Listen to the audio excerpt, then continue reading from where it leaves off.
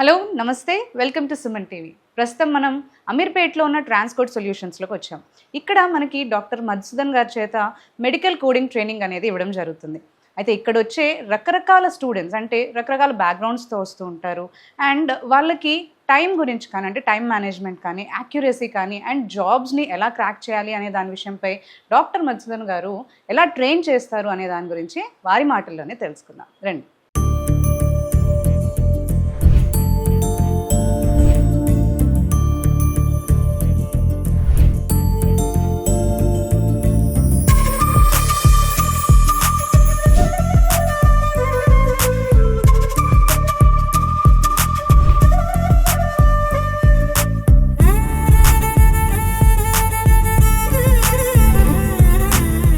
నమస్తే అండి మధుసూదన్ గారు. నమస్తే మేడం.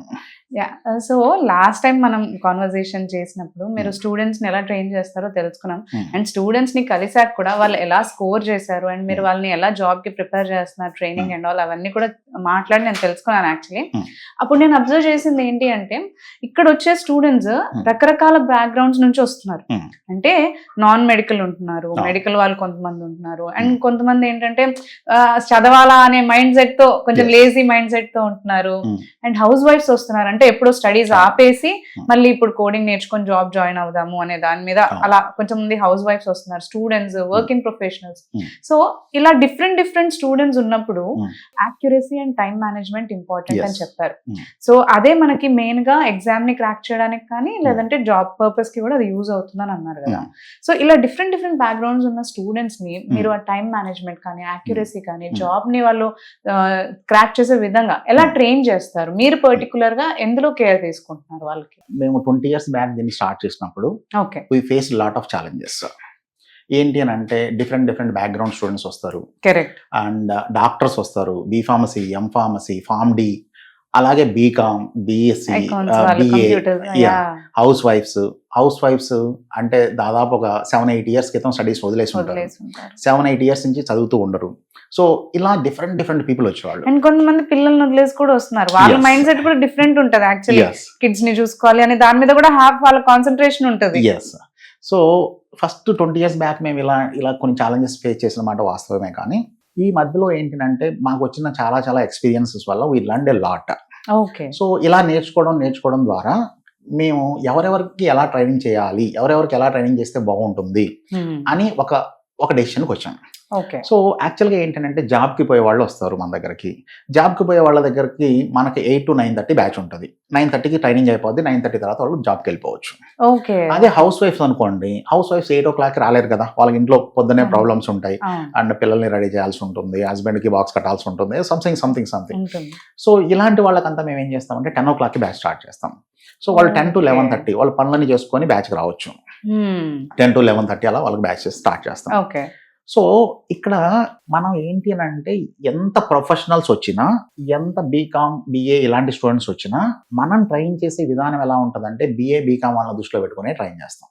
విచ్ మీన్స్ అంటే వాళ్ళకి ఏం తెలియదు కంప్లీట్లీ మెడికల్ గురించి అని అనుకోని. కాకపోతే ఇక్కడ ఏంటంటే madam, science background, non science background అంటారు, కానీ ఇది సైన్స్ కాదు, మెడిసిన్, ఇద్దరు ఒకటే. సైన్స్ బ్యాక్గ్రౌండ్ వాళ్ళు అనుకుంటారు మాకు తెలుసు అని, కానీ తెలియదు యాక్చువల్గా చెప్పాలంటే. So non science background, science background ఏమీ దృష్టిలో పెట్టుకోకుండా మేము బేసిక్ ABCDs దగ్గర నుంచి ట్రైన్ చేస్తున్నట్టుగా మొదలు పెడతాం. అంటే ఎలాగా అంటే ఇప్పుడు కార్డియో అంటే హార్ట్, నెఫ్రో అంటే కిడ్నీ, హెపటో అంటే లివరు, అక్కడి నుంచి మొదలు పెడతాం. వాళ్ళు ఆ స్టేజ్ నుంచి నేర్చుకోవడం మొదలు పెడతారు. ఆ స్టేజ్ నుంచి నేర్చుకొని అడ్వాన్స్డ్ వరకు వెళ్ళడం జరుగుతుంది. ఇక్కడ మా ట్రైనింగ్ లో ఏం చేస్తాము అని అంటే కొన్ని చాప్టర్స్ అయిపోయిన తర్వాత టెస్ట్లు పెట్టడం, దాని తర్వాత ఇప్పుడు మొబైల్ యాప్ లో వాళ్ళకి క్వశ్చన్స్ ఇచ్చేస్తాం. వాళ్ళు మొబైల్ యాప్ లో టెస్ట్లు రాయాల్సి ఉంటుంది. ఓకే, సో అలాగే టెస్ట్లు అయిపోయిన తర్వాత కొంతమందికి 50 marks టెస్ట్ పెట్టామనుకోండి, కొంతమందికి 40 above వస్తాయి, కొంతమందికి 20 వస్తాయి, కొంతమంది 30 వస్తాయి. ఇలాంటి వాళ్ళకి మళ్ళీ రిపిటేషన్ టెస్ట్లు పెట్టడం. వాళ్ళకి వాళ్ళు ఎంత స్కోర్ చేశారు దాన్ని బట్టి వాళ్ళు ఎలా పర్ఫార్మ్ చేస్తుందనేది మీకు తెలుస్తుంది కాబట్టి టెస్ట్లు పెట్టడం. అండ్ కొంతమంది మరీ డల్ గా ఉన్న వాళ్ళకి అదే ఎగ్జామ్ ని 2-3 సార్లు రాపించడం. ఇలా డిఫరెంట్ మెథడ్స్ లో వాళ్ళని ట్రైన్ చేయడం జరుగుతుంది. అట్లాంటప్పుడు మీకంటే పర్టికులర్ స్టూడెంట్ మీద ఫోకస్ అనేది ఉండాలి ఖచ్చితంగా. ఎవ్రీ ఇండివిజువల్ స్టూడెంట్ మీద మీకు ఫోకస్ ఉంటుంది. అయితే ఎవ్రీ ఇండివిజువల్ మీద ఫోకస్ ఉంటుంది. అండ్ ఇంకొకటి ఏంటి అంటే ఇప్పుడున్న ఎగ్జామ్ 4 hours ఎగ్జామ్. అంటే మన ఇండియన్ ఎగ్జామ్స్ మొత్తం 10th క్లాస్ నుంచి ఐఏఎస్ వరకు ఏ ఎగ్జామ్ తీసుకున్నా 3 hours ఎగ్జామ్ అంది. ఇప్పుడు 4 hours ఎగ్జామ్ ఉంటుంది, ఏఏపిసి సిపిసి ఎగ్జామ్. కానీ ఇంతకు ముందు 5 hours 40 minutes అంటే 6 hours ఎగ్జామ్ ఉండేది ఇంత ముందు. 2022 దగ్గర నుంచి దీన్ని 4 hours కి కుదించారు. అయితే ఏదైనా సరే మనకు 3 hours కంటే ఎక్కువే కదా, కానీ ఈ 4 hours టైం అనేది వీళ్ళకి ఎగ్జామ్ రాయడానికి సరిపోదు. సో దీనికోసం మనం చాలా టైం మేనేజ్మెంట్ టెక్నిక్స్ అనేది వాళ్ళకి చెప్పాల్సి ఉంటుంది.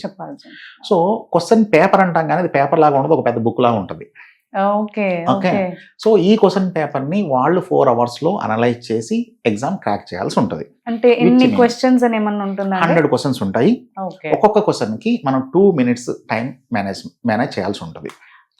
సో ఒక్కొక్క క్వశ్చన్ కి 2 minutes కంటే ఎక్కువ టైం స్పెండ్ చేసాము అని అంటే మిగతా క్వశ్చన్స్ కి మనం అన్యాయం చేసిన వాళ్ళం అవుతాం, టైం ఉండదు.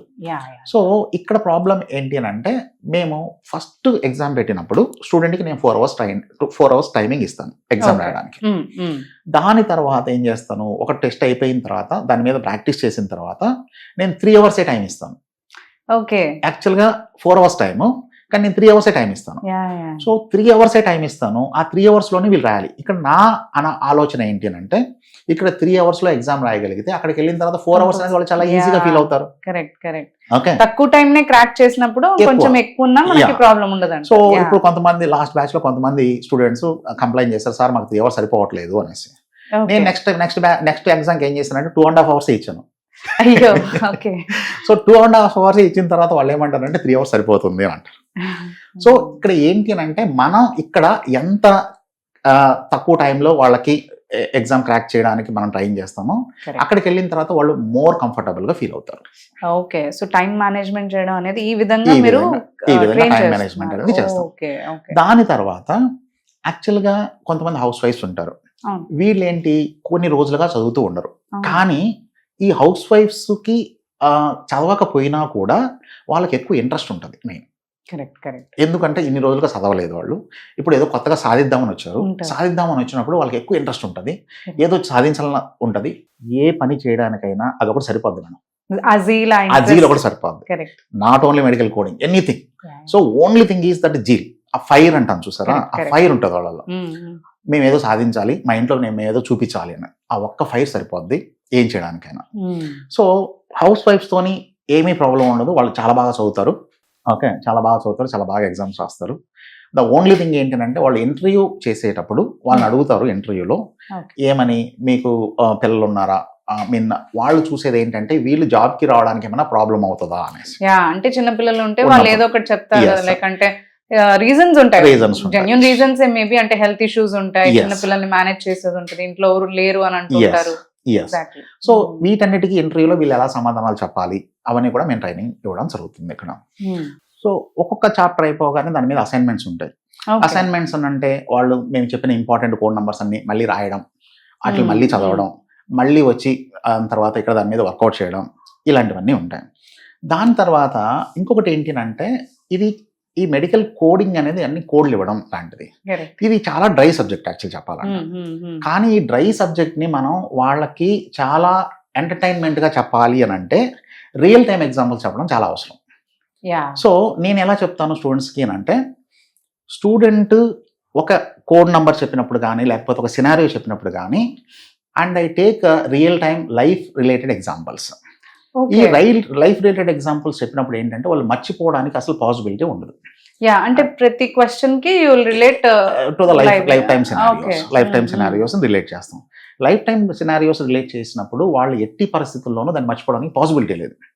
సో ఇప్పుడు స్టూడెంట్స్ ఎగ్జామ్ రాస్తున్నప్పుడు ఒక మాట చెప్తారు, సార్ ప్రతి క్వశ్చన్ చేసేటప్పుడు మాకు మీరే గుర్తొస్తారు అనేసి. ఎందుకు అని అంటే, ఆ క్వశ్చన్ వాళ్ళు చూడగానే వాళ్ళకి ఈ ఎగ్జాంపుల్ ఏం చెప్పామో అది గుర్తొస్తుంది. అది ఎప్పుడైతే గుర్తుంటుందో వాళ్ళకి ఆ క్వశ్చన్ తప్పు చేయడానికి అసలు పాసిబిలిటీనే ఉండదు. సో ఇప్పుడు ఎగ్జామ్ అనేది 100 మార్క్స్ కి 4 hours టైం ఉంటుంది.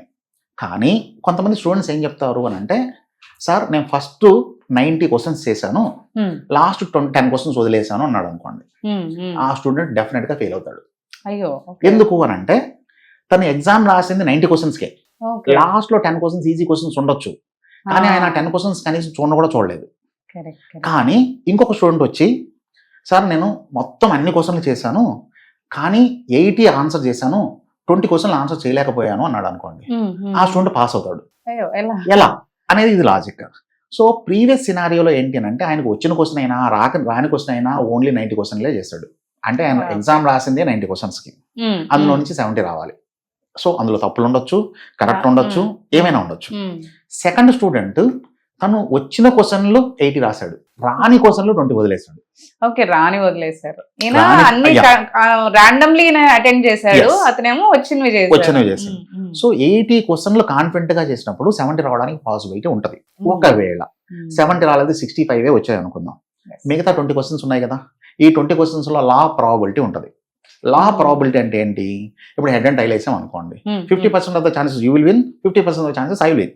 ఓకే, ఈ 20 క్వశ్చన్స్ లో ఆయన వదిలేసి రాకూడదు, ఏదో ఒకటి పెట్టి రావాలి. నెగిటివ్ మార్క్ ఉండదు కాబట్టి ఈ 20 క్వశ్చన్స్ లో యాజ్ పర్ లా ప్రాబిలిటీ కనీసం 5 to 6 క్వశ్చన్స్ కరెక్ట్ అవ్వాలి మినిమం. అండ్ ఇంకొకటి ఏంటంటే, ఏ స్టూడెంట్ ఏ క్వశ్చన్ తీసుకున్నా కూడా అట్లీస్ట్ 2 ఆప్షన్స్ ఈజీగా ఎలిమినేట్ చేసే మెథడ్ నేను చెప్తాను. Minimum 2 options. ఎంత డల్ స్టూడెంట్ అయినా 2 ఆప్షన్స్ ఎలిమినేట్ చేసేస్తాడు. అంటే 20 క్వశ్చన్స్ రాలేదు అన్నాం అనుకోండి, అందులో 2 ఆప్షన్స్ ఎలిమినేట్ చేసాం అనుకోండి, అప్పుడు ప్రాబిలిటీ 50% అవుతుంది. ఓకే, ఎందుకు? ABCD 4 ఆప్షన్స్ ఉన్నప్పుడు ప్రాబిలిటీ 25%. అదే 2 ఆప్షన్స్ ఎగిరిపోయాయి అని అంటే, మన కౌన్ బరే కరోడ్పతిలో లాగా 2 ఆప్షన్స్ ఎలిమినేట్ చేసినప్పుడు అప్పుడు ఏమవుతుంది? 50% ఇంక్రీజ్ అవుతాయి.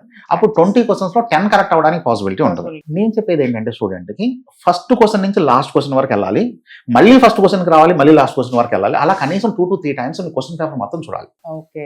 అంతేకాని ఫస్ట్ క్వశ్చన్ నుంచి మొదలు పెట్టి లాస్ట్ క్వశ్చన్ వరకు వెళ్ళడం అనేది కరెక్ట్ కాదు. ఈ ట్రైనింగ్ ఇస్తాం. అండ్ ఇంకొకటి, ఇప్పుడు మనకు లైఫ్ లో మనం ఎవరితో గొడవ పడాలి, ఎవరితో గొడవ పడకూడదు అనేది మనకు చాలా క్లారిటీగా తెలుసు. మనం ఎప్పుడు బలవంతుడితో గొడవ పడవు. ఓకే, సో వాడు బాగా బలవంతుడు అనుకోండి, మనం రెస్పెక్ట్ ఇచ్చి పక్క వెళ్ళిపోతాం, అవునా? అలాగే క్వశ్చన్లలో కూడా కొన్ని బలవంతుడైన క్వశ్చన్లు ఉంటాయి. ఆ క్వశ్చన్ తో గొడవ పడుతూ కూర్చుంటే ఎగ్జామ్ ఇదైపోతుంది. సో స్టూడెంట్ కి మెయిన్ గా చెప్పేది ఏంటంటే, జనరల్ గా స్టూడెంట్ మెంటాలిటీ ఎలా ఉంటుందంటే, ఈ క్వశ్చన్ ఎందుకు రాదో చూద్దాం అని అంటారు. Every human being is egoistic, రైటా? సో వీళ్ళు ఏం చేస్తారు, ఈ క్వశ్చన్ ఎందుకు రాదో చూద్దాం అంటారు, అది రాదు. వీళ్ళు అక్కడే ఉండిపోతారు. సో నేను వీళ్ళకి చెప్పేది ఏంటంటే, ఒక క్వశ్చన్ రాలేదు అని అంటే దానికి రెస్పెక్ట్ ఇచ్చేయి. ఓకే, అక్కడి నుంచి వెళ్ళిపో ఫస్ట్. దాని తర్వాత లాస్ట్ లో టైం మిగిలినప్పుడు మళ్ళీ వచ్చి దాంతో గొడవపడు. And I know one question may spoil the student total exam. ఎందుకు అని అంటే, he is fighting with that particular question. Mind akkade undipoద్ది. Time, it will squeeze your mind, it will squeeze your energy, it will squeeze your time. These 3 things will be spoiled. Main కొన్ని చిన్న tips నేర్చుకుంటే student exam చాలా ఈజీగా crack చేస్తాడు.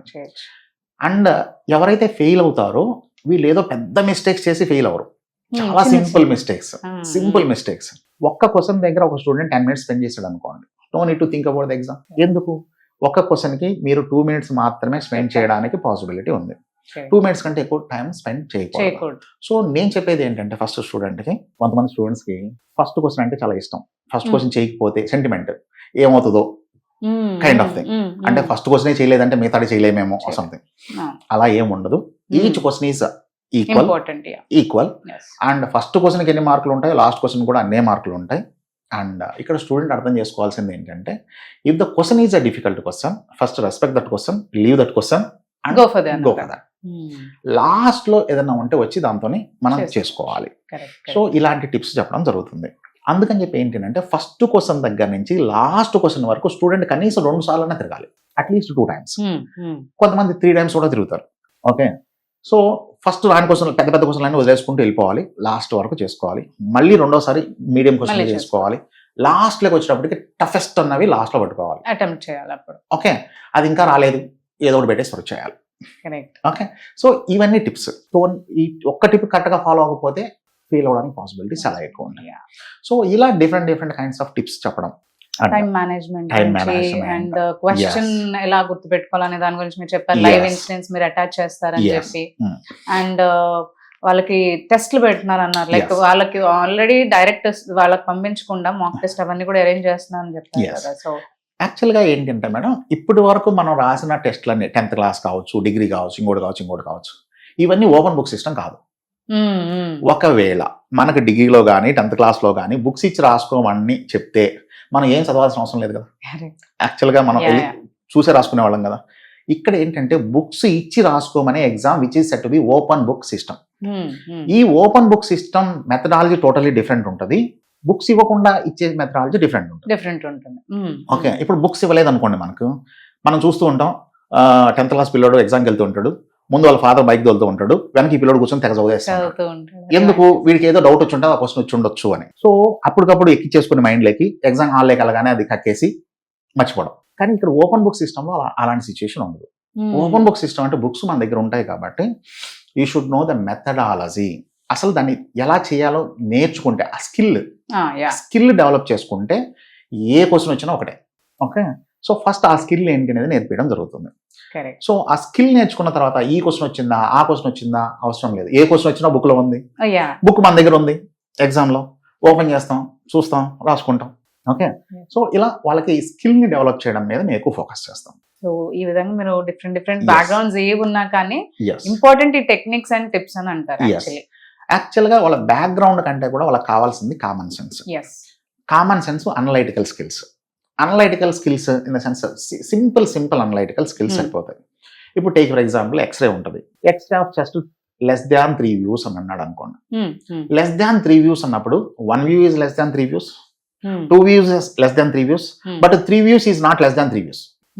Okay, so ఇప్పుడు 3 views అనే exam లో question ఇచ్చాడు అనుకోండి, ఇక్కడ లెస్ దాన్ 3 views ఉంటుంది కాబట్టి అక్కడ 3 views అనే మాట ఉంది కాబట్టి వీళ్ళు 3 views కూడా నెంబర్ ఇస్తారు, which is wrong. So simple things will make lot of difference. ఇప్పుడు take for example minimum of 3 views అని అంటాడు. మినిమమ్ ఆఫ్ 3 views అన్నప్పుడు ఇది ఈ మినిమం అనేది చదవడు, 3 views అవుతాడు. 4 views అని అన్నప్పుడు వేరే కోడ్ నెంబర్ ఏమో అనుకుంటాడు. ఇప్పుడు మినిమమ్ ఆఫ్ 3 views అన్నప్పుడు 4 views అయినా మినిమం ఆఫ్ 3 నే, 5 views అయినా మినిమం ఆఫ్ 3 నే, 10 views అయినా anything is minimum of 3 or 3 plus is a minimum of 3 views. So ఇలా సింపుల్ థింగ్స్ ని వాళ్ళు అనలైజ్ చేయగలిగితే, బుక్ ఉంటుంది కాబట్టి ఏ కోడ్ బై హార్ట్ చేయాల్సిన అవసరం లేదు, జస్ట్ బుక్ చూడడం చేయడం. So this is the thing. So thank you అండి, thank you so much for sharing. ఎలా ట్రైన్ చేస్తారు అవన్నీ కూడా చక్కగా చెప్పారు. వాళ్ళకున్న డౌట్స్ వాళ్ళు క్లియర్ చేసుకుని ఈ డెమో క్లాసెస్ అటెండ్ అయ్యి వాళ్ళు జాయిన్ అవ్వచ్చు. సో ఈ లైక్ ఈ డౌట్స్ అన్ని వాళ్ళకి తెలిస్తే, అంటే ట్రైనింగ్ ఇస్తారు అందరూ అని అనుకుంటారు కానీ ఎలా ట్రైన్ చేస్తారు అనేది కూడా చాలా ఇంపార్టెంట్. యాక్చువల్లీ ఏదో పెట్టేసుకున్నాము, ట్రైన్ చేస్తాము, జాబ్స్ వచ్చేస్తాయి అనకంటే, సో ఏ ఇన్స్టిట్యూట్ ఏం ఇస్తుంది అనేది వాళ్ళకి ఇంకా బాగా తెలిస్తే జాయిన్ అవ్వడానికి వాళ్ళకి ఇంకా ఈజీగా గైడెన్స్ అనేది ఉంటుంది. థ్యాంక్ యూ అండి, థ్యాంక్ యూ సో మచ్.